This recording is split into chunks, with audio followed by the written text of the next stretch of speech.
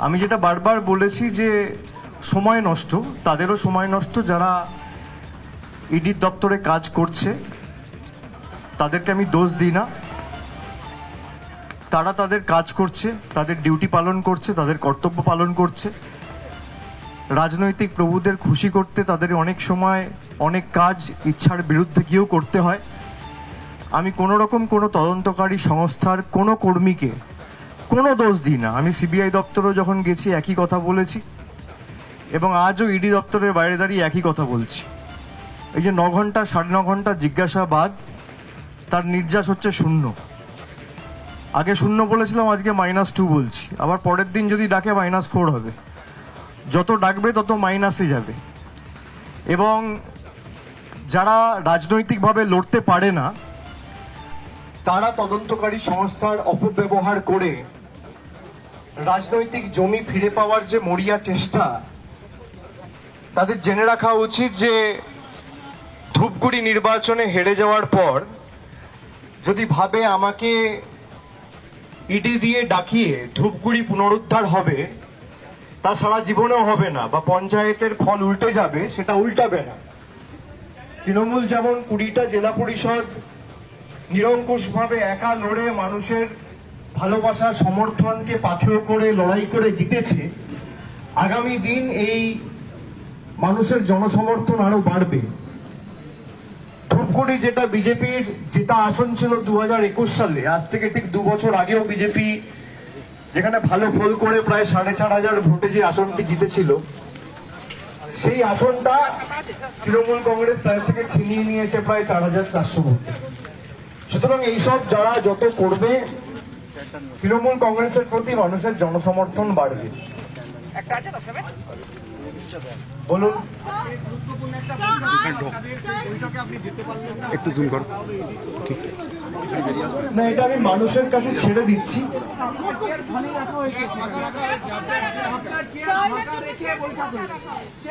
আমি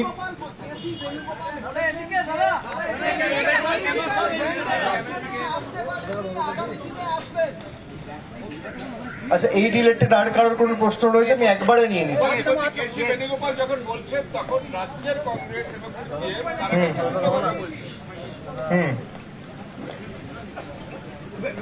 আমি প্রথমেই বলি যে আপনারা জানেন যে বম্বেতে শেষ যে বিরোধী দলের বৈঠকটি হয়েছিল, সেখানে একটা সমন্বয় কমিটি বা সিট শেয়ারিং বা কোঅর্ডিনেশন কমিটি তৈরি হয়।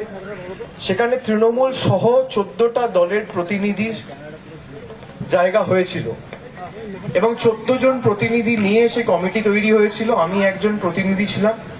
সেই কমিটিতে আমার দলের তরফ থেকে আমার নাম মনোনীত করা হয়, এবং সব দল ছেড়ে দিয়ে বেছে বেছে কাকে ইডি নোটিশ দেওয়া হলো, আমাকে। যাই হোক, দিয়েছে, ভালো করেছে, কোনো অসুবিধা নেই। কিন্তু কবে দিল? যেদিনকে বৈঠক রয়েছে। বৈঠক রয়েছে 4টের সময় দিল্লিতে। মানে সেই বৈঠক যদি আমি পৌঁছাতে চাই বা বৈঠকে যদি আমি অংশগ্রহণ করতে চাই, আমাকে 2টোর মধ্যে দিল্লি পৌঁছাতে হবে। আর আমাকে ইডির কলকাতা অফিসে ডেকে পাঠালো একই দিনে সকাল 11:30। 13 তারিখ না ডেকে যদি 14 তারিখ ডাকতো, আমি বৈঠক করতে পারতাম। যদি 12 তারিখ ডাকতো, আমি বৈঠকে থাকতে পারতাম। যদি 15 তারিখ ডাকতো বা 16 তারিখ ডাকতো, আমি বৈঠকে থাকতে পারতাম।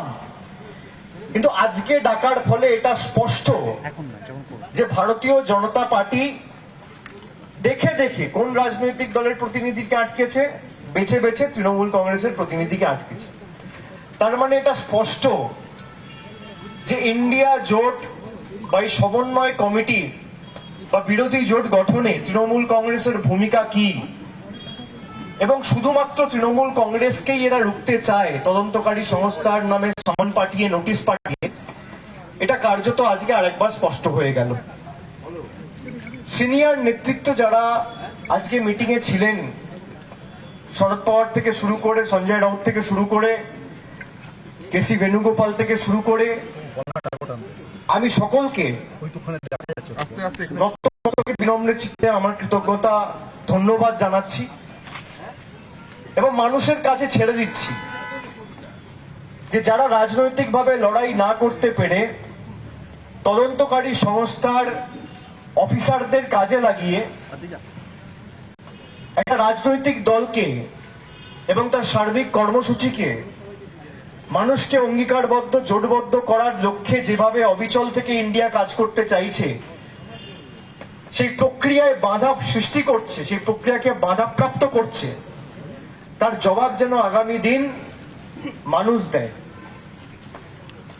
আমি অনুরোধ করব সবাইকে, বিশেষ করে তৃণমূল কংগ্রেসের সর্বস্তরের প্রতিনিধি, কর্মী, সমর্থকদের, যে লড়াইয়ের প্রতি আমরা আরো অঙ্গীকারবদ্ধ হব। নবজোয়ারের সময় আমি যখন কর্মসূচি পালন করছিলাম, আমার যাত্রার মধ্যেখানে সিবিআই আমাকে একদিনের সময় দিয়ে নোটিশ দিয়ে নিজাম প্যালেসে তাদের সদর অফিসে ডেকে পাঠিয়েছিল। আমার কাছে সময় হয়তো ছিল না, আমি একদিন আগে জানতে পেরেছি, আমি সেদিনকে বাঁকুড়ায় ছিলাম। তাও আমি গিয়ে তদন্তকারী সংস্থায় গিয়ে সঠিক সময়ে পৌঁছেছি। খুব সম্ভবত আমাকে 20 তারিখ ডেকে পাঠিয়েছিল আর নোটিশটা সার্ভ করেছিল 18 তারিখ বিকেলে। আর আমি সেদিনকে ছিলাম বাঁকুড়ায়। আমি সঙ্গে সঙ্গে কলকাতায় ফিরে এসে পরের দিন নিজাম প্যালেসে গেছি। সেখানেও প্রায় 9 ঘন্টা 9.5 ঘন্টা আমাকে জিজ্ঞাসাবাদ করা হয়েছে।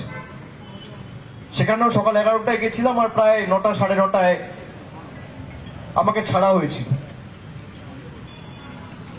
সেই গিয়ে আবার নবজোয়ার কর্মসূচিতে যোগদান করলাম, তদন্তকারী সংস্থার সামান কমপ্লাই করে 4 দিন পর আবার সঙ্গে সঙ্গে ইডি নোটিশ পাঠালো। আমি একবারের জন্য তখনই খালি বলেছিলাম যে আমি যেহেতু সামনে পঞ্চায়েত নির্বাচন এবং 8ই মে পঞ্চায়েত নির্বাচন ঘোষণা হয়ে গেছিল, আমি বলেছিলাম যে আমাকে পঞ্চায়েতের পর আপনারা ডাকুন, আপনারা যখন ডাকবেন আমি যাব। পঞ্চায়েতের পর গত 10 তারিখ সামান ইস্যু করে আমাকে আজ অর্থাৎ 13 তারিখ, যেদিনকে ইন্ডিয়ার কোঅর্ডিনেশন কমিটির বৈঠক, সেদিনকে সকাল 11:30টায় ইডির সদর দপ্তরে আসার জন্য সমন জারি করা হয়। আমি চাইলে আমাকে অনেকে বলেছিল যে আপনার তো কর্মসূচি ঠিক করা আছে, আপনার তো দিল্লি যাওয়ার কথা। এমনকি অন্যান্য রাজনৈতিক দলের প্রতিনিধি যারা কমিটির মেম্বার, তারাও একাধিক সহকর্মীরা আমার সাথে ফোনে যোগাযোগ করে, ফোনে কথা হয়। তারা আমাকে অনুরোধ করে যে আপনি ইডির অফিসে যাবেন না, আপনি আমাদের বৈঠকটায় আসুন। আমি তাদের অনুরোধ করি যে আমি তাদের কাছে ক্ষমা চেয়ে বলি যে আপনারা থাকুন, আপনারা কমিটির বৈঠক চালান, দয়া করে মিটিং পোস্টপোন বা ক্যান্সেল করবেন না। তার কারণ বৃহত্তর মানুষের স্বার্থে আপনারা লড়াই করছেন, আর আমার লড়াইটা আমি নিজে লড়ে নেব। আমি ইডির অফিসে যাব, আমাকে যা প্রশ্ন করবে আমার লুকানোর কিছু নেই, আমার ঢাকার কিছু নেই, আমার ধামা চাপা দেওয়ার কিছু নেই। আমাকে যা প্রশ্ন করবে আমার উত্তর তৈরি, আমি উত্তর দিয়ে দেবো, আগেও দিয়েছি, আবার দেবো, ভবিষ্যতেও যদি ডাকে আমি আসবো, সহযোগিতা করব, এটা আমার কর্তব্য। ঠিক একইভাবে আমি ইডি অফিসে এসেছি, সকাল 11:30টায় এসে পৌঁছেছি, আপনারা দেখেছেন। আমাকে যা যা প্রশ্ন করেছে, আমি প্রত্যেকটা প্রশ্নর আমার যতটুকু জানার কথা, বলার কথা, আমি নিশ্চিতভাবে সহযোগিতা করে প্রত্যেকটা প্রশ্নের উত্তর দিয়েছি। এবং আমি বলেছি আগামী দিনও যদি আপনাদের দরকার হয় জানাবেন, আমি আসব। আমি কোথাও যাচ্ছি না। আর 9 ঘন্টার জায়গায় যদি আপনি ভাবেন যে 24 ঘন্টা জেরা করে অভিষেক বন্দ্যোপাধ্যায়ের মেরুদণ্ড বিক্রি হয়ে যাবে, আমাকে টানা 48 ঘন্টা জেরা করলেও বা 72 ঘন্টা জেরা করলেও বা 96 ঘন্টা জেরা করলেও আমার এতটুকু কিছু যায় আসে না। তার কারণ আমরা বারে বারে বলে এসছি, আবার বলছি, আর যাই হোক, বাংলার মানুষ নিজে মেরুদণ্ড দিল্লির নেতা বা বহিরাগতদের কাছে বিক্রি করতে জানে না। আমরা আত্মসমর্পণ করতে জানি না, আমরা বশ্যতা স্বীকার করতে জানি না। তদন্তকারী সংস্থার কাজ করবে। কিন্তু আজকে আমি যদি জিজ্ঞেস করি, গত জুলাই মাসে 2022 সালের 22শে জুলাই খুব সম্ভবত বা 23শে জুলাই পার্থ চ্যাটার্জি অ্যারেস্ট হয়েছে। প্রায় 14 মাস হয়ে গেছে। আপনি বলুন কি হয়েছে? সারদায় সিবিআই ইনভেস্টিগেশন করছে, ইডি ইনভেস্টিগেশন করছে। 9ই মে 2014 সালে সুপ্রিম কোর্ট অর্ডার দিয়েছিল সিবিআই ইনভেস্টিগেশনের। 2014 থেকে আজ আমরা 2023 সেপ্টেম্বর, 9.5 বছর হয়ে গেছে, এখনো ট্রায়াল শুরু হয়নি। নারদা 2016-তে হয়েছে, 2017-তে হাইকোর্ট অর্ডার দিয়েছে সিবিআই এনকোয়ারি। 6 বছর 7 বছর ধরে সিবিআই এনকোয়ারি হয়েছে। যারা মেরুদণ্ড বিক্রি করে অন্য জনে চলে গেছে তাদের গ্রেপ্তার করা তো দূরের কথা, তাদেরকে একবার ডেকে পর্যন্ত পাঠায়নি। এই যদি তদন্তকারী সংস্থার ভূমিকা হয়, ভারতবর্ষের প্রধানমন্ত্রী কথায় কথায় যখন 2012 সালে গুজরাটের মুখ্যমন্ত্রী ছিলেন তখন তিনি বলতেন সিবিআই মানে হচ্ছে Congress bureau of investigation. CBI credibility নিয়ে প্রশ্ন তুলতেন। আমি আজকে প্রশ্ন তুলতে চাই, এই কেন্দ্রীয় তদন্তকারী সংস্থার ক্রেডিবিলিটি কি আপনাদের নেতৃত্বে? 9 বছর ধরে একটা তদন্ত চলছে। তদন্তের নামে আপনারা দিনের পর দিন, মাসের পর মাস, বছরের পর বছর লোককে জেল কাস্টাডিতে রাখছেন, হেফাজত চাইছেন। সেন্ট্রাল গভর্নমেন্টের লয়ার, কাউন্সিলরা গিয়ে কোর্টে প্লিড করছে। আমি আজকে আপনাকে জিজ্ঞেস করতে চাই, প্রায় 9 বছর ধরে সুদীপ্ত সেন কাস্টাডিতে, কটা লোক 7,000 টাকা ফেরত পেয়েছে? প্রায় 14 মাস ধরে পার্থ চট্টোপাধ্যায় জেলে। আপনি বলুন কি সুরাহা হয়েছে? কে ন্যায় বিচার পেয়েছে এই তথাকথিত শিক্ষা দুর্নীতিতে? এই যে অ্যালেজ স্কুল এডুকেশন স্ক্যাম কথাটা ব্যবহার করা হচ্ছে, কে বিচার পেয়েছে?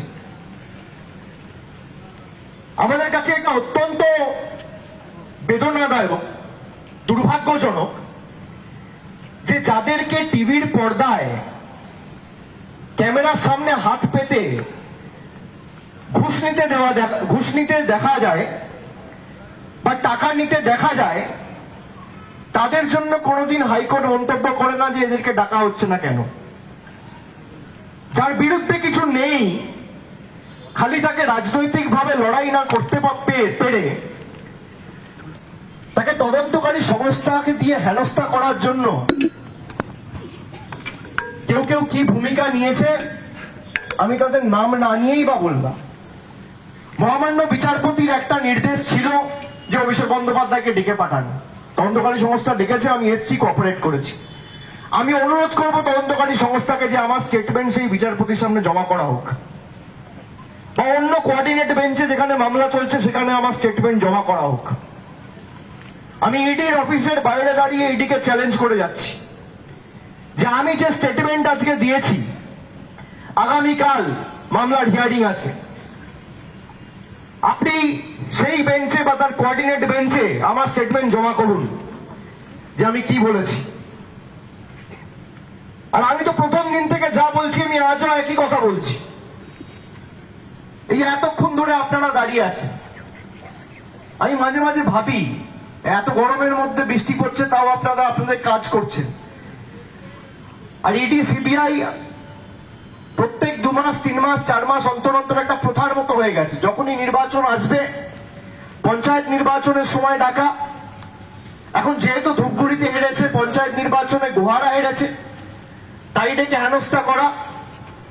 আবার দেখবেন 3-4 মাস পরে কোন একটা নির্বাচন আসবে বা লোকসভা এগোবে, তারপর আবার ডাকাডাকি শুরু হবে। এটা প্রচলিত প্রথার মতো হয়ে গেছে এবং নির্যাস শূন্য। কোন দোষী শাস্তি পেয়েছে বা আলটিমেটলি কেউ ন্যায় বিচার পেয়েছে বা ন্যায় বিচার যার পাওয়ার কথা, তাকে ন্যায় বিচার পাওয়ার ক্ষেত্রে সদার্থক বা ইতিবাচক ভূমিকা সিবিআই বা ইডি পালন করেছে আপনি দেখাতে পারবেন না। টাইম বাউন্ড ইনভেস্টিগেশন হোক না, একটা কেস 10 বছর ধরে চলছে, তার ট্রায়াল শুরু হয়নি। আপনি ভাবতে পারছেন? সারদা হয়েছিল 2012, 13, 14 অর্ডার হয়েছে, 23-এ ট্রায়াল শুরু হয়নি। তার মানে এডুকেশন স্ক্যামের ট্রায়াল শুরু হতে হতে 2034, 35, 36। আপনি বিচার পাবেন কোত্থেকে? আর কেউ যদি বিজেপিতে চলে যায়, সে ধোয়া তুলসী পাতা, 7 খুন মাপ, সে যাই করুক, আমি তো সিবিআই দপ্তর থেকে যখন বেরিয়েছিলাম মে মাসে, আমি বলেছিলাম আমাকে নাম ধরে ধরে প্রশ্ন করা হয়েছে, আপনারা এই ভদ্রলোককে চেনেন কি, আপনি এই ভদ্রলোককে চেনেন কি চেনেন না। তার মধ্যে 90% নাম ছিল মুর্শিদাবাদ আর পূর্ব মেদিনীপুর জেলার। আপনি দেখাতে পারবেন একজনকে গ্রেপ্তার করেছে। এডুকেশন স্ক্যাম যদি হয়ে থাকে, কাদের মারফতে কোন এজেন্টরা কার অব্দি টাকা পৌঁছেছে এবং কি করে মেধাবী ছাত্রছাত্রীরা তারা কর্মে যোগদান করতে পারে, সেটা সুনিশ্চিত করা উচিত ইডি সিবিআই এর। আপনি দেখুন, কোন তদন্তের শুরু হয় না, কোন তদন্তের আলটিমেটলি একদম গভীরে পৌঁছে জাস্টিস সার্ভ করা আজ পর্যন্ত সিবিআই ইডি করতে পারেনি। সেই কারণে ইডির কনভিকশন রেট আজকে 0.48%, মানে 8%-এর নিচে। 0.48% কনভিকশন রেট। তার কারণ প্রত্যেকটা মামলা, প্রত্যেকটা রাজনৈতিকভাবে উদ্দেশ্য প্রণোদিতভাবে মামলার তদন্ত চলছে। রাজনৈতিক প্রতিহিংসা চরিতার্থ করতে তদন্তকারী সংস্থাকে ব্যবহার করা হচ্ছে। সেই কারণে আজকে কনভিকশন রেট 0.48%। আমাকে যে প্রশ্নগুলো করা হচ্ছিল উপরে, নিশ্চিতভাবে আমি তার উত্তর দিয়েছি। আমি বিস্তারিত সংবাদ মাধ্যমের সামনে সেগুলো বলতে বদ্ধপরিকর নই, কিন্তু আমি মনে মনে ভাবছিলাম যে আমরা আজকে, বিশেষ করে আপনারা যারা এখানে আছেন বা বাংলায় যারা আমরা বড় হয়েছি বা থেকেছি বা রয়েছি, আমরা ছোটবেলায় ফেলুদার গল্প পড়েছি, সিনেমা দেখেছি। ফেলুদা, জটায়ু, তপসে, মানে ফেমাস যে ট্রায়ো, সেখানে আপনারা দেখবেন, আপনাদের নিশ্চয়ই মনে আছে, জটায়ু ফেলুদাকে প্রশ্ন করত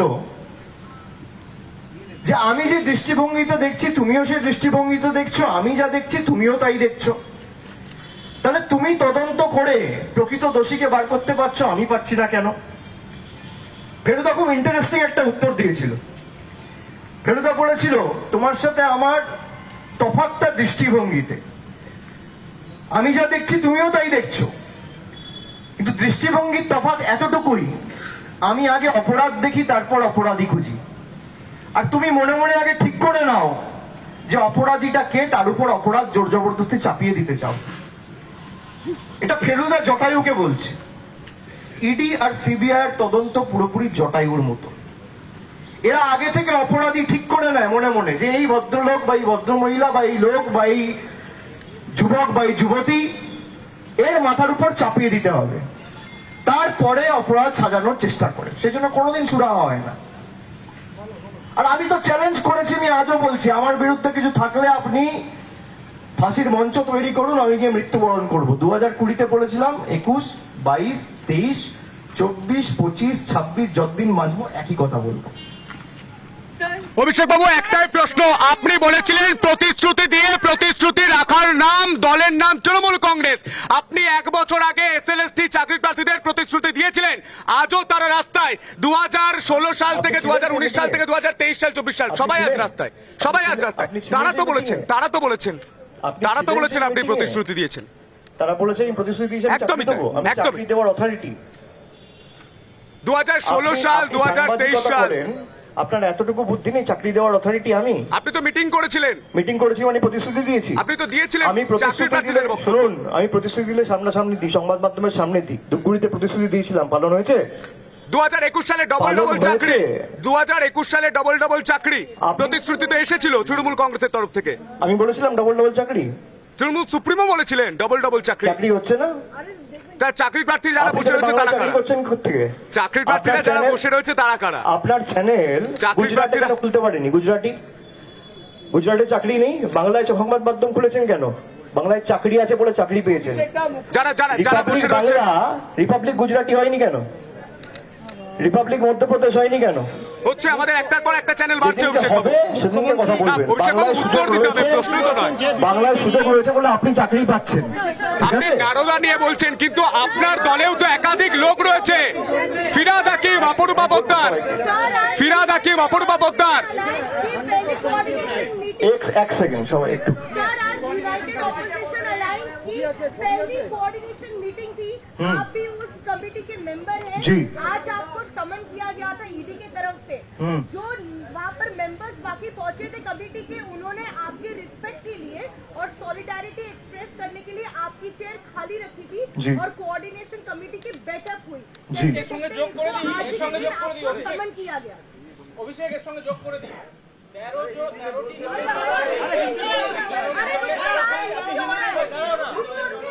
अच्छा আমি বলে দিচ্ছি, বুঝে গেছি, বলে দিচ্ছি। पहली बात तो यह है कि मैं सबका बहुत बहुत आभारी हूं, क्योंकि जो भी ये स्टेटमेंट दिया है या मेरे साथ सॉलिडरिटी एक्सप्रेस किया है वो बहुत सीनियर लोग हैं, बहुत बुजुर्ग लोग हैं और बहुत दिन का अनुभव है उनका राजनीति में, चाहे वो शरद पवार साहब हो या संजय राउत जी हो या केसी वेणुगोपाल हो जो कांग्रेस का प्रतिनिधि है, या आपका राघव चड्डा हो, या जितने भी राजनीतिक दल के वहां पे मेंबर्स थे, मैं सबका शुक्रगुजार हूं। बट मैं खुश हूं कि आज बैठक हुआ और भारत का हित में ये बैठक हुआ, और क्या बात हुआ क्या नहीं हुआ ये तो मुझे पता नहीं है, मैं अभी अभी निकला हूं, मैं जरूर उनसे बात करूंगा। और मैं यही कहना चाहता हूं कि आने वाला दिन में ये लड़ाई जारी रहे और सर झुकाना में से हम लोग नहीं है। और आप इतना देखिए कि जो 14 मेंबर कमेटी बना है उसमें बीजेपी के तरफ से, ईडी की तरफ से नोटिस किसको आया? खाली तृणमूल को आया, मुझे आया, और कोई पार्टी को नहीं गया। मैं किसी को लेस इंपॉर्टेंट या लेस सिग्निफिकेंट प्रूव करने का कोशिश नहीं कर रहा हूं। मैं ये कह रहा हूं कि ये साबित करता है कि तृणमूल का भूमिका या रोल इस ऑपोजिशन अलायंस को फोर्ज करने में कितना महत्वपूर्ण है। So it is a testament to the fact that the kind of role Trinamool Congress has played in the last few months to forge this opposition alliance and to make sure that every party has come together irrespective of their political differences and keeping their egos and differences aside. And I thank each one of them for expressing solidarity in my favor and standing beside me in these trying times. Sir, do you have a political vendetta because you have been called today by the ED? Otherwise, they would have called me tomorrow. I'm not going anywhere. See, I could have taken this excuse of going to Delhi and skip today's summon. But I am someone who is committed to the principles of accountability and transparency of politics. And I don't want to use this as a excuse to evade the investigation. I don't want to use the excuse of going to Delhi to evade the investigation. I have done my duty. I have come to the ED office, joined the investigation, faced the questions, answered to the best of my abilities to the questions that were asked to me. And eventually I have also assured them that every time they called me, I will come and answer and cooperate with the probe and the investigating agencies and the officers to the best of my understanding and ability. অভিষেকদা দুটো প্রশ্ন একটা হচ্ছে যখন এটা বলছেন যে political vendetta আপনাকে নিয়ে বা ডি রাজা ওখানে মিটিং আছে, সেখানে রাজ্যের এখানে কংগ্রেস এবং সিপিএম ঠিক উল্টো কথা বলছে, এটা কেন? মানে এই দেখুন, কেসি বেণুগোপাল হচ্ছে কংগ্রেসের জেনারেল সেক্রেটারি, খুব সম্ভবত ইনচার্জ অফ অর্গানাইজেশন। এবার সে এক কথা বলছে, এখানে নেতৃত্ব এক কথা বলছে, যেটা আপনি বলছেন আমি এখনো পর্যন্ত দেখিনি, আমি জানিও না, আমি তো ভিতরে ছিলাম। আমি তদন্তকারী সংস্থার অফিসারদের সাথে তদন্তে সহযোগিতা করা আমার সীমাবদ্ধ এখতিয়ার অনুযায়ী চেষ্টা করেছি, সুতরাং বাইরে কি হয়েছে কি না হয়েছে আমি জানি না। কিন্তু যদি এটা হয়ে থাকে, এটা তাদের দলের অভ্যন্তরীণ ব্যাপার, আমি কি বলতে পারি এটা নিয়ে? তারা যদি তাদের পার্টির লিডারশিপকে ডিফাই করে, এতে তো আমার কিছু করার নেই। এতে কংগ্রেসের দলীয় শৃঙ্খলা কোথায়, সেটা কংগ্রেস ন্যায় বিচার করুক, আমি কি বলতে পারি? যদি তৃণমূলের হতো তাহলে আমি উত্তর দিতে পারতাম, তৃণমূলের তো হয়নি। সিপিএম এর হলে সিপিএম উত্তর দেবে, কংগ্রেসের হলে কংগ্রেস উত্তর দেবে।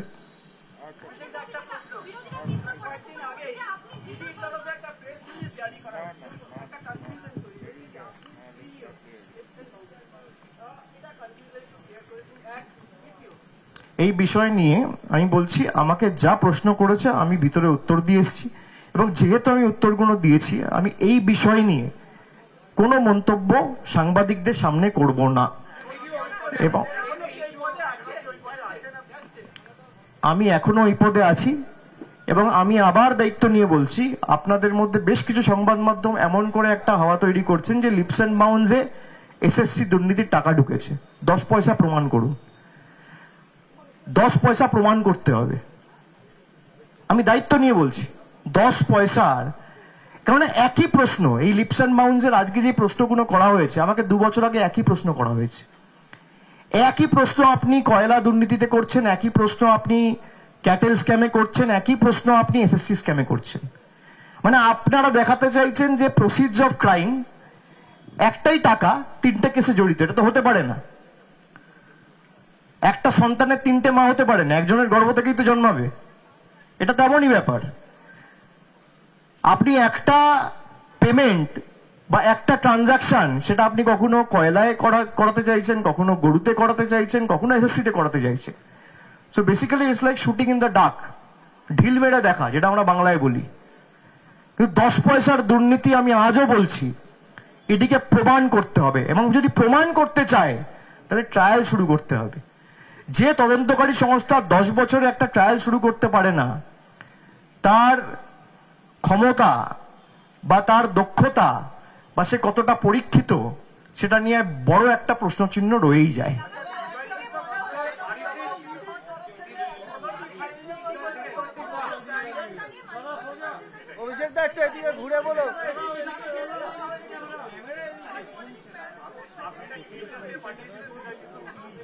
ইডির দায়িত্ব প্রমাণ করা, ইডি করে দিক, আমাকে ডাকতে হবে না, ফাঁসির মঞ্চ এখানে তৈরি করুক।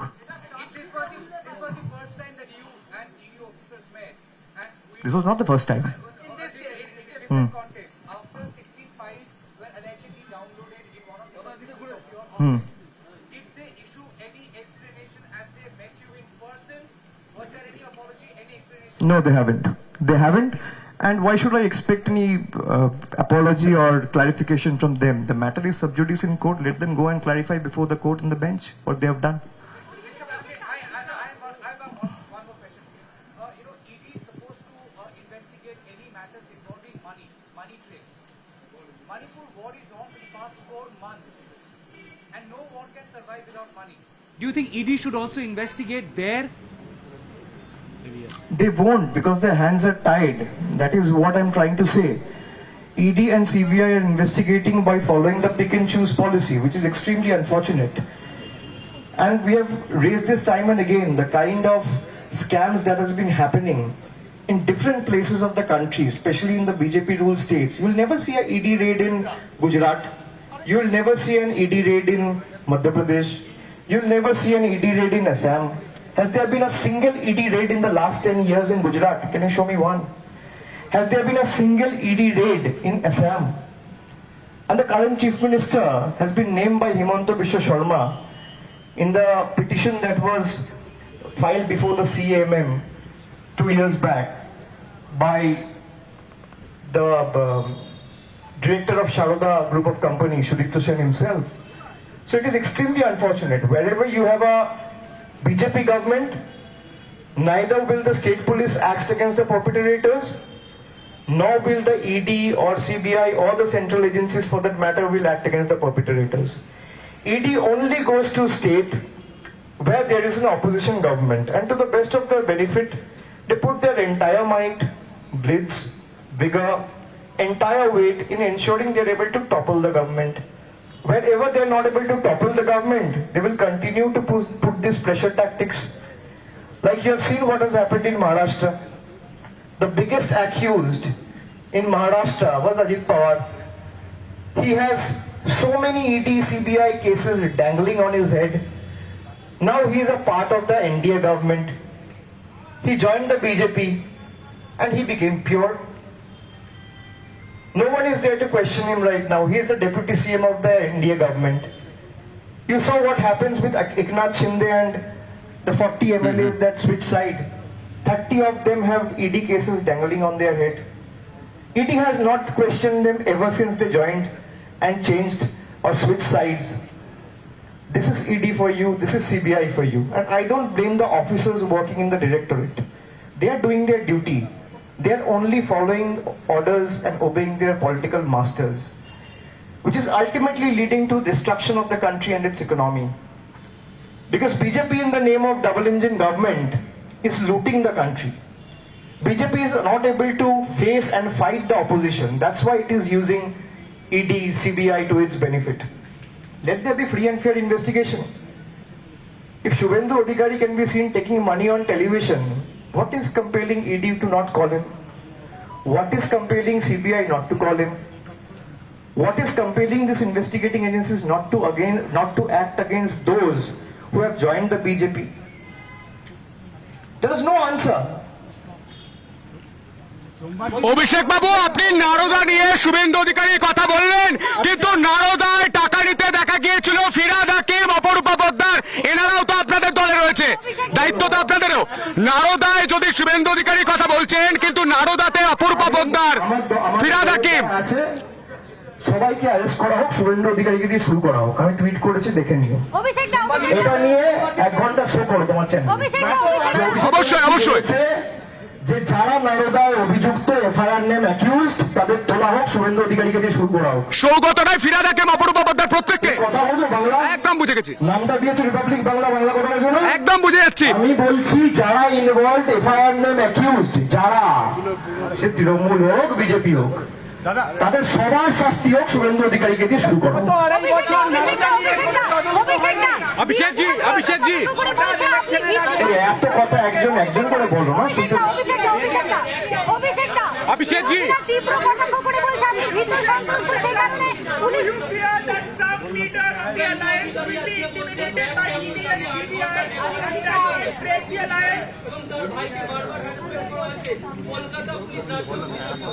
ওকে বললাম ধূপগুড়িটা ভাল লেগেছে। আমি যদি বলি ধূপগুড়ি ভাল লেগেছে, দেখ কেমন লাগে। আমি তদন্তকারী সংস্থা ব্যবহার করে দেখ কেমন লাগাতে চাই না, আমি রাজনৈতিকভাবে হারিয়ে দেখ কেমন লাগাতে চাই। अभिषेक जी कुछ दिनों से अभिषेक जी कुछ दिनों से आपका जो कार्यक्रम है वो डेस्टिनेशन टारगेट किया जा रहा है। नौजवान में हम लोगों ने देखा, आज भी हम लोगों ने देखा, और आने वाले समय में आपने दिल्ली चलो का आह्वान किया है। आपको लगता है कि 2 या 3 अक्टूबर को जब दिल्ली चलो का आह्वान होगा, उस समय भी आपको नोटिस की जा सकती है, बुलाया जा सकता है? वो तो कह नहीं सकते, लेकिन अभी तक तो परमिशन ही नहीं मिला है। हम लोग तो अप्लाई कर चुके हैं, 2-3 चिट्ठियां भी भेज चुके हैं उसका फॉलोअप करने के लिए। उसका भी कोई रिप्लाई अभी तक आया नहीं है। पर क्या, फिर भी 2 तारीख दिल्ली तो हम जाएंगे, और जो लोगों का हित में हम लोग को काम करने का फैसला हम लोग ने लिया है, अगर वो बुलाएगा देखी जाएगी। और मैं तो कहा हूँ, मैं कहीं जाने वाला हूँ नहीं, आप जितना बड़ा बुलाएंगे मैं आऊंगा।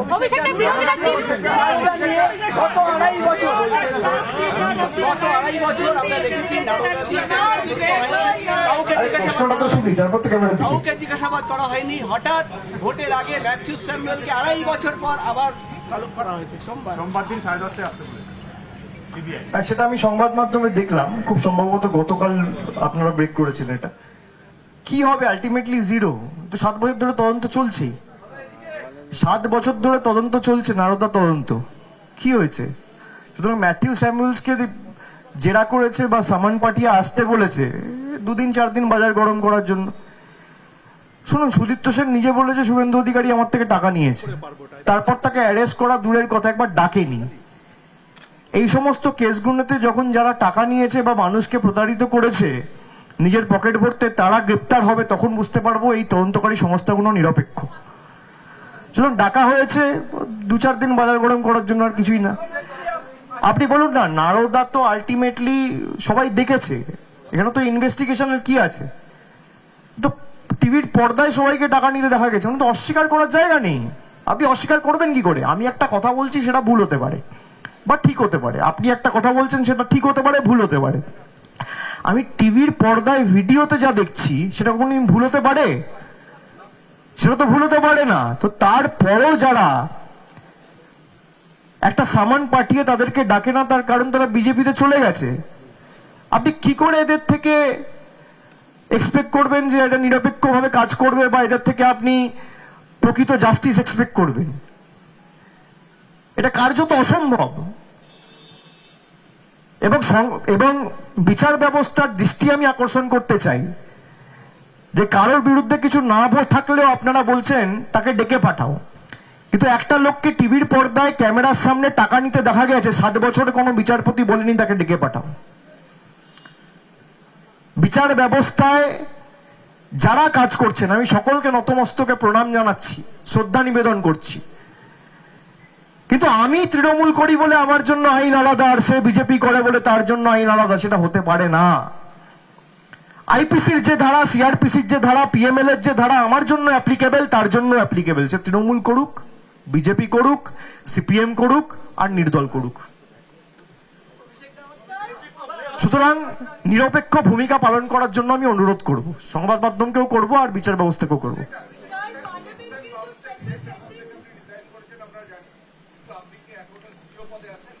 বললাম তো। पार्लियामेंट का जो स्पेशल सेशन बुलाया गया है नेक्स्ट वीक, जी सॉरी, पार्लियामेंट का जो स्पेशल सेशन बुलाया जी। गया है नेक्स्ट वीक, उसमें जो बिजनेस दिया गया है उसमें कहा गया है कि वो बिल राज्यसभा में लाया जाएगा जिसमें चीफ जस्टिस ऑफ इंडिया को एक्सक्लूड किया जाएगा सिलेक्शन प्रोसेस से, जिसे सेंट्रल इलेक्शन कमीशन की अपॉइंटमेंट होती है, वो मेंशन किया गया है स्पेशल सेशन में लाया जा रहे थे। How do you react to that? See, until and unless I go through the bill, जब तक आप देखोगे नहीं आप बात नहीं कर सकते हो। तो बिना पढ़े, बिना समझे, बिना सोचे कुछ ऐसे टिप्पणी नहीं किया जा सकता अचानक। तो let me go through the bill and eventually when I meet you next after going through the bill, I will definitely offer my comments.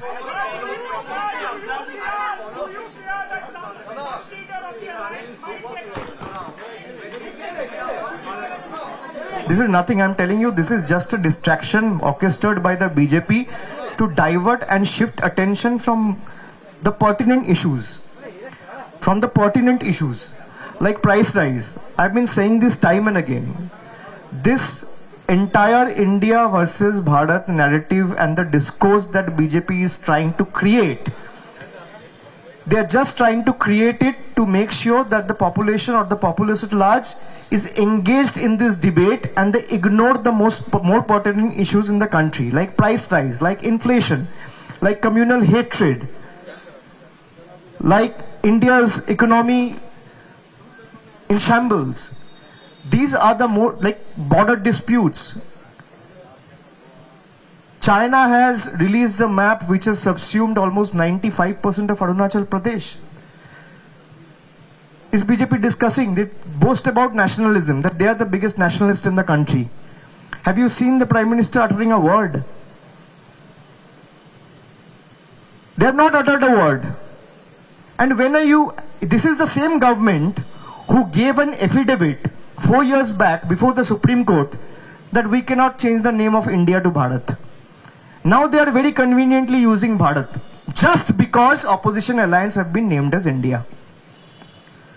What they don't realize is if 37% of the country has voted in favor of BJP, 63% of the country, you call it Bharat, you call it India, you call it anything you want. But the fact remains that 63% of the country, and this number will go bigger and higher in the days to come, have voted against you and will continue to vote against you.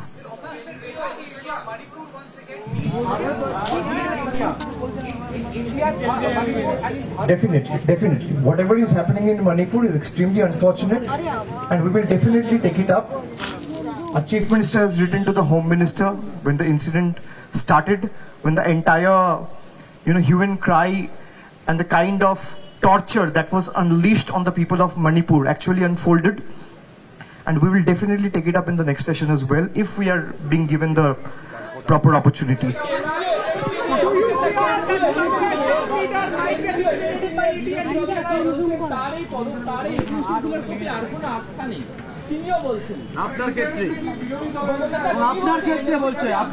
আস্থা রাখতে বলুন, আগামী দিন India সরকার আসবে আর উনি গ্রেফতার হবেন। উনি আস্থা না রাখলে কি করে হবে? বিজেপি থাকবে না, ইডি থাকবে, সিবিআই থাকবে, ভারতবর্ষের সংবিধান থাকবে। কেন্দ্রীয় তদন্তকারী সংস্থার উপর আস্থা রাখতে বলুন। এতদিন আস্থা ছিল না, এবার আস্থা রাখতে হবে, কারণ এবার আর ইন্ডিয়া না, ইন্ডিয়া সরকার হবে।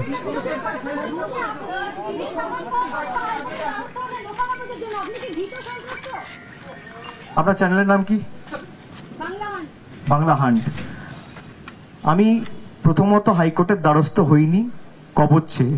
কালকে কেসটার হিয়ারিং ছিল, কেসটা ফাইল হয়েছে 3 মাস আগে। আপনারা না জেনে খবর করেন। কালকের কেসটার শিডিউলড হিয়ারিং ছিল, আমাকে নোটিশ পাঠিয়েছে 10 তারিখ, আর লাস্ট উইক এই ডেটটা ঠিক হয় যে 12 তারিখ হিয়ারিং হবে। আমি আলাদা করে কালকে অ্যাপ্লিকেশন ফাইল করিনি, আমি আলাদা করে গতকাল পিটিশন ফাইল করিনি। আর আমি ভীত সন্ত্রস্ত নেই, আমার রাইট। আমি কোর্টে যাব না আপনি বলছেন? কোর্টে গেলেই আমি ভীত সন্ত্রস্ত? আর কোর্টে না গেলে তখন বলবে কোর্টে যাচ্ছে না কেন, এত ভয়, কিছু না থাকলে কোর্টে যাক। বিরোধীদের তো এই বক্তব্য যে কিছু যদি না থাকে তাহলে ভয় পাওয়ার কি আছে, কোর্টে যাক। আর যেই আমি কোর্টে যাচ্ছি বলছে কোর্টে যাচ্ছে কেন, ভীত সন্ত্রস্ত। মানে কি করবো, ওরা ঠিক করে দিক।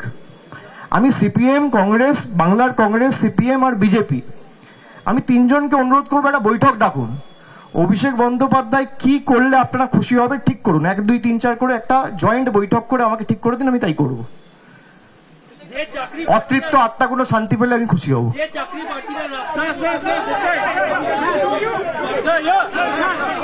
তাদের ভবিষ্যৎ সুনিশ্চিত করতে গেলে সিবিআই ইডি কে নিরপেক্ষভাবে কাজ করতে হবে। রাজ্য সরকারের হাত বাঁধা, তদন্ত চলছে হাইকোর্টে, মামলা সাবজুডিস। যদি তদন্ত ঠিক না হয় তারা কোনোদিন বিচার পাবে না। আর তদন্ত রাজনৈতিকভাবে প্রভাবিত, এটা অত্যন্ত দুর্ভাগ্যজনক। আমি এটাই এতক্ষণ ধরে বলছি বা আপনাদের বোঝানোর চেষ্টা করছি।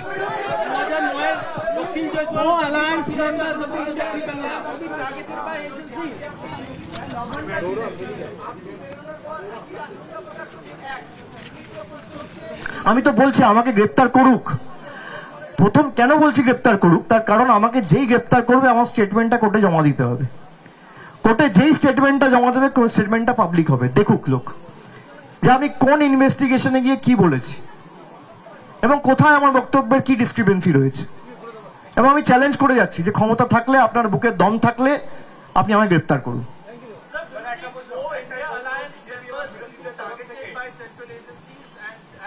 This has become the new normal. So this is expected. This is a testament to the fact that BJP is not able to take on its political opponents and fight it politically. That's why they are taking the help of the investigating agencies and unleashing them. Otherwise, why will you use political agencies only in opposition rule states? This is the simple thing I want to understand. You tell me, Nirav Modi has made a scam of 15,000 crores. You saw the Hindenburg reports of Adani. You saw how he has flouted the SEBI guidelines. You saw the kind of fake companies that he created in different countries to invest in stocks. What is EDCBI doing? And those scams are to the quantum and volume of 1 lakh crore. 1 lakh. It's not 1 crore, 2 crore. It's not 5 crore, 10 crore. It's 1 lakh crores. And where does Adani stays? He hails from Gujarat. There is no CBI raid in Gujarat. There is no ED raid in Gujarat. There is no, you know about the Mundra port, that, drugs or substances that was generally banned was seized to the tune of 8,500 crores. Has there been any investigation after that? No. Where is Mundra port? Where is Mundra port? Gujarat. Has there been any CBI ED raid or case or summons going to different people in Assam? No. What about Maharashtra? Ajit Pawar and his entire gang shifted side, jumped from, the MVA dispensation to the BJP-ruled NDA. They're all walking away scot-free. Nobody is there to question him. This is the plight of the country. This is the situation of the country. Anyone who has committed murders, crimes, any kind of irregularities, financial irregularities, you do whatever you want. Just go and join BJP. There will be no one to touch you. You'll walk away scot-free. That is the new normal. And it's unfortunate. But having said that, I truly believe that eventually this precedence will end. Because ultimately in a democracy, it's not the political party or the organization who has the last word. It's the people of the country. So if 100 crore people decide unitedly that we will oust them from power and vote for a better government who will not talk about communal bigotry or communal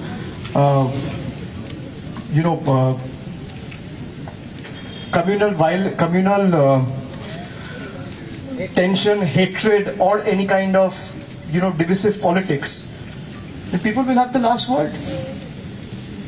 In a democracy, ultimately, it's people who decides who will dictate the terms. It's not the political parties or the leaders of the political parties. This is something which the BJP needs to understand, and it's high time. Do you see the videos of Lalit Modi, immediate Lalit Modi, attending the marriage ceremony of Harish Salve, former Solicitor General, and today he's also part of the panel which is trying to see the possibility of one nation, one vote. Unfortunate. What else can I say? You must have seen Mehul Choksi's red corner notice is cancelled. It's nullified. And he has looted the country to the tune of 20,000 crores. Where does he come from? Again, Gujarat. No CBI, no ED did nothing. You will not see investigating agencies acting on the real financial irregularities. They're only after political witch hunts. They're only after political witch hunting. They're only after opposition leaders to make sure that this keeps them busy, and they're not able to concentrate on politics and play their or do their bit for the bigger role or the bigger battle ahead in 24. But come what may, we as a party or a member of the opposition or a member of the India Alliance, come what may, we will not budge an inch from the fight against these autocratic forces, and we will take it to the we'll fight to the last drop of our blood in ensuring that they are ousted and they are paid back in their own medicine. In their own medicine. আমার লাগবে লাগবে sir কি বলুন দেখুন আমাদের বারণ করে গেছে এখান থেকে যেতে আমি তো সামনে যাচ্ছি না আমি তো পিছন দিকে যাচ্ছি আমার ট্রাইপড এবার এবিপি ঠিক করবে আমি টি শার্ট কি পরবো, সাদা পরবো না কালো পরবো, কিছু মার্কা পরবো, আমি সাদা আর কালোই বেশি পরি। কোইন্সিডেন্স বলতে পারো। মমতা বন্দ্যোপাধ্যায়ের মন খারাপ হলে দলের মধ্যে ঝামেলা হলে উনি স্পেনে ঘুরতে যান, দিলীপ ঘোষ বলছেন। দিলীপ ঘোষকে জিজ্ঞেস করুন ধূপগুড়িতে দেখা যায়নি কেন, কোথায় ছিল, প্রচার করেননি?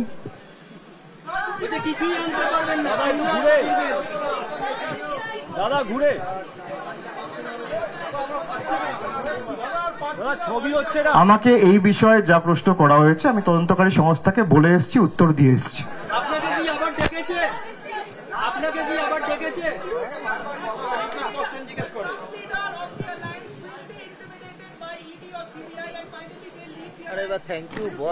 I'm not an astrologer, sir. How can I say? It depends on your might and metal. If you have it in you and you think that I will not bow down, come what may, you'll not bow down. And if you think that I will, ultimately succumb to the pressure or concede, you'll concede. So I am not an astrologer. I can tell you about me. Even if they chop my throat, I'll not bow down. I'm built differently. I'm not built like that. You do whatever you can, whatever might you have, you exert. Let's see, if I'll have to bow down, I'll bow before the power of the people. I'll not bow before the people in power. It's as simple as that. বিধায়ক মন্ত্রীদের 40,000 টাকা বেড়ে গেল। DA আন্দোলনকারীরা বলছে বিধায়ক মন্ত্রীদের 40,000 টাকা করে বেড়ে গেল, তাদের ডিএ কবে বাড়বে? তো বললাম তো, এটা পিওর কোইন্সিডেন্স। আমি সাদা কালো বেশি পড়ি, এবার তোমরা মনে করে দিলে পরে এবার সাদা পড়ে আসবো। কোইন্সিডেন্স, আমি কালোই বেশি পড়ি। তোমার আমার যে কটা জায়গায় যে কোনো জায়গায় গেছি আমি দেখবে সাদা বা কালো আমি বেশি পড়ি, আমি রং কম পড়ি। মন্ত্রী বিধায়কদের 40,000 টাকা করে বেতন বেড়েছে, ডিএ আন্দোলনকারীরা বলছে তাদের বেতন কবে বাড়বে? ডিএ আন্দোলনকারীদের বলুন তাদের মামলা সুপ্রিম কোর্টে সাব জুডিস, সুপ্রিম কোর্ট যা নির্দেশ দেবে তাই হবে।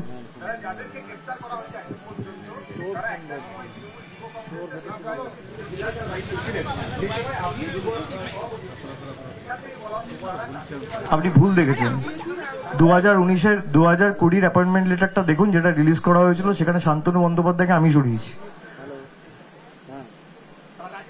আর নাম বলুন কুন্তল ঘোষ আমার আন্ডারে দায়িত্ব ছিল কোন জেলায়? দেখাতে পারবেন? কোথাও ছিল না। যে কটা অ্যাপয়েন্টমেন্ট লেটার আছে আপনি দেখান। আর যদি কেউ ভুল করে থাকে, আমি তো বারবার বলছি ভাই, সে তৃণমূল হোক, বিজেপি হোক, কংগ্রেস হোক, সিপিএম হোক, তার যাবজ্জীবন হোক, কঠোর থেকে কঠোরতম শাস্তি হোক, কিন্তু পিক অ্যান্ড চুজ কেন? আমি তো এইটুকু জিজ্ঞেস করছি। তুমি শুভেন্দু অধিকারীকে টাকা নিতে দেখেছো? হ্যাঁ কি না? ফুটেজ দেখা গেছে, তুমি দেখেছো তো? নিজে বলছো দেখেছো। আপনাদের দলে ছিল, ব্যবস্থা নিলেন না কেন? কেন ইডি সিবিআই ইনকোয়ারি কি সিবিআই তৃণমূলের আন্ডারে হাইকোর্ট যখন দিয়েছিল? শুভেন্দু অধিকারী যখন টাকা নিয়েছিল যখন তৃণমূলে ছিল 2017 সালে হাইকোর্ট অর্ডার দিয়েছিল সিবিআই ইনকোয়ারি হবে। সিবিআইটা তৃণমূল চালায়? সিবিআইটা তৃণমূল চালায়? আপনারা দলের থেকে ব্যবস্থা নেননি কেন সেই সময়? সিবিআইটা তৃণমূল চালায়? আমি সেটা জিজ্ঞেস করছি। আর এফআইআর নেম অ্যাকিউজড যেটা বিজেপি চালিয়ে বড় বড় করে বিজেপির দপ্তর থেকে সিদ্ধার্থনাথ সিং দেখিয়েছিল, তাকে যে বিজেপি নিল, বিজেপিকে প্রশ্ন করেছেন যে আপনারা নিয়েছেন কেন? করেছেন? সারদা স্টিং অপারেশনটা কে দেখিয়েছিল, তৃণমূল না বিজেপি? তা বিজেপি যখন দেখিয়েছিল, যখন অমিত শাহ পদলেহন করে হাঁটুতে হাত দিয়ে পায়ে হাত দিয়ে বিজেপি জয়েন করলো, তখন আপনি অমিত শাহকে জিজ্ঞেস করেছিলেন যে এফআইআর নেম অ্যাকিউজকে আপনি বিজেপিতে নিলেন কেন? আপনার ক্ষমতা নেই, আপনার মেরুদণ্ড নেই, আপনার সিদ্ধারা নেই। সেই সময় তো তৃণমূলেই ছিল আপনারা। যখন বিজেপিতে জয়েন করলো আমি আপনাকে কি জিজ্ঞেস করছি? আপনি তখন তো তৃণমূলেই ছিল শুভেন্দু অধিকারী, যখন আপনারাই বা ব্যবস্থা নেননি কেন? কেস সাবজুডিস ছিল বলে ব্যবস্থা নিইনি। আর আমি তখন জেনারেল সেক্রেটারি ছিলাম না, তখন আমাকে জিজ্ঞেস করতেন, দরকার হলে আমি যদি জেনারেল সেক্রেটারি থাকতাম। আমি 2020 হয়েছি, আমি জেনারেল সেক্রেটারি 2021 হয়েছি। 2021 পর আপনি বলুন ব্যবস্থা নিইনি, আমি জবাব দেবো। প্রশ্ন করুন। আপনি অমিত শাহকে প্রশ্ন করতে পারবেন? আপনি জেপি নাড্ডাকে প্রশ্ন করতে পারবেন? আপনার মেরুদণ্ড আছে? আছে? আছে? আপনি যদি অমিত শাহকে প্রশ্নটা করতে পারেন, পরের দিন রাজনীতি ছেড়ে দেবো আমি। যে এফআইআর নেম অ্যাকিউজ শুভেন্দু অধিকারীকে আপনি কেন নিয়েছেন, কি কারণে নিয়েছেন? আপনি যে দৃঢ়তা নিয়ে আমাকে প্রশ্ন করছেন, একই দৃঢ়তা নিয়ে প্রশ্ন করতে হবে কিন্তু। এই যে 5-6 বার ধরে কেন করেননি 5-6 বার ওনাকেও জিজ্ঞেস করতে হবে। যদি আপনি একই দৃঢ়তা নিয়ে আর একই মানসিকতাকে নিয়ে অমিত শাহকে প্রশ্ন করতে পারেন, আমি রাজনীতি ছেড়ে দেবো। আপনার চ্যানেলের নাম কি? রিপাবলিক? জি 24 ঘন্টা। জি 24 ঘন্টার তরফ থেকে গিয়ে জিজ্ঞেস করবেন এবং আমাকে এসে জিজ্ঞেস করবেন পরের দিন যে আপনি বলেছিলেন আমরা প্রশ্ন করেছি, একই দৃঢ়তা নিয়ে।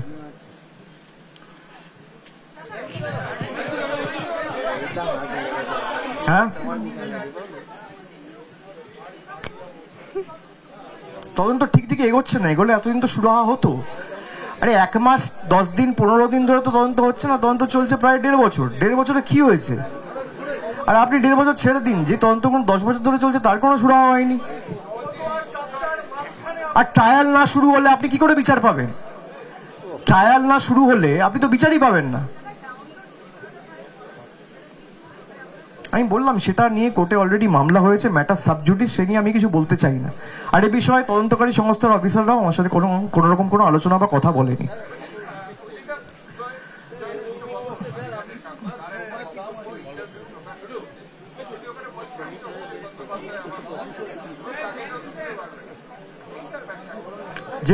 যে বলেছে তাকে জিজ্ঞেস করুন। আমার নাম করেছে, কিন্তু যে বলেছে ছুতে পারবে না, এই যে ঢুকে বেরিয়ে এলাম, ছুতে পারলো? ব্যাখ্যাটাই অবধি থাক। আমি তো এড়িয়ে যাচ্ছি না, আমি তো পালিয়ে যাচ্ছি না, আমি তো পাশ কাটিয়ে পালিয়ে যাচ্ছি না। আমি তো বলছি আমাকে যতবার ডেকেছে আমি এসেছি। আগের বছর এই সেপ্টেম্বর মাসে এখানে এসেছিলাম। কম করে সিবিআই ইডি অফিসে আস্তে আস্তে আপনাদের সবার সাথে দেখা তো হয় 2 মাস 3 মাস অন্তর অন্তর। প্রচলিত প্রথা হয়ে গেছে, আবার 2 মাস পর ডাকবে, 10 দিন পর ডাকবে, 3 মাস পর ডাকবে, আবার আসবো নিশ্চিত। সুজয় ভদ্রর বিরুদ্ধে যা আছে প্রমাণ দিক, কোর্টে কেস চলবে এবং কোর্টে চলছে, বিচারাধীন, নিশ্চয়ই রাজনৈতিক।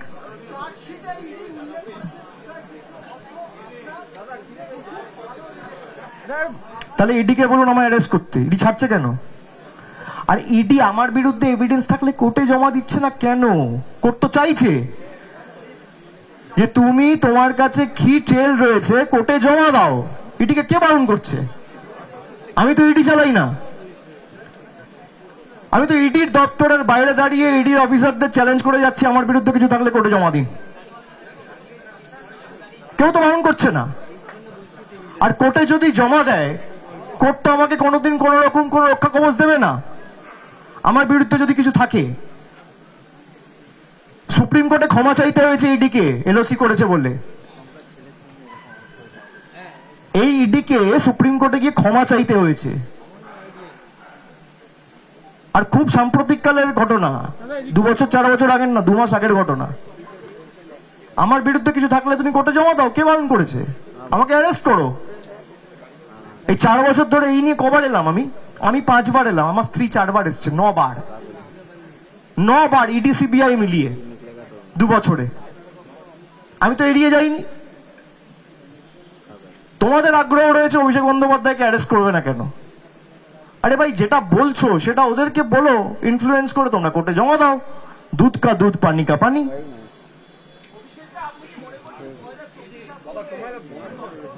এই একই প্রশ্ন করে যাচ্ছে এবার সবাই।